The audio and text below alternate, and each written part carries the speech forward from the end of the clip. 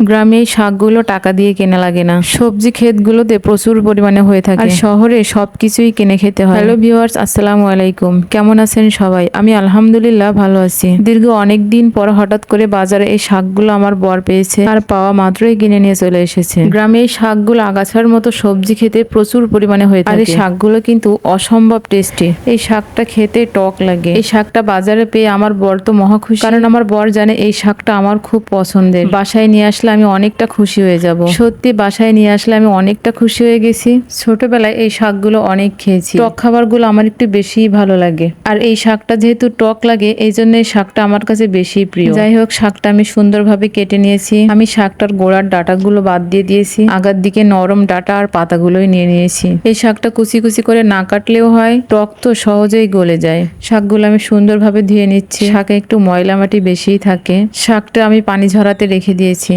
প্যানে তেল গরম হয়ে এলে আমি রসুন কুচিটা দিয়ে দিলাম। রসুন কুচিটা আমি একটু বাদামি করে ভেজে নেব, তাহলে এর গন্ধটা অনেক সুন্দর আসবে। এই শাকগুলো থেকে টক টক গন্ধ আসে।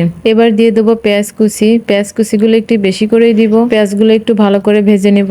আম্মুর কথা খুবই মনে পড়ছে। আম্মু এই শাকগুলো অনেক সুন্দর করে রান্না করে দিত। এবার আমি শাকটা দিয়ে দিব। শাকটা দিয়ে একটু নেড়ে চেড়ে দিব। শাকটা দেওয়ার সাথে সাথে কিন্তু শাকটা একবার নরম হয়ে এসেছে। এবার অনেকটা কাঁচামরিচ দিয়ে দিলাম। টকে আবার ঝাল বেশি হলে খেতে খুব ভালো লাগে। আমার শ্বশুর বাড়িতে আবার টকে কেউ ঝাল খায় না। আমি টকে ঝাল খাই বলে সবাই আমাকে নিয়ে একটু মজা করে। শুধু আমাকে নয়, আমার আব্বুদের বাড়ির এলাকার নাম ধরে বলে ওই এলাকার মানুষ পাগল, সবাই টকে ঝাল খায়। বলুন তো দেখি কেমনটা লাগে।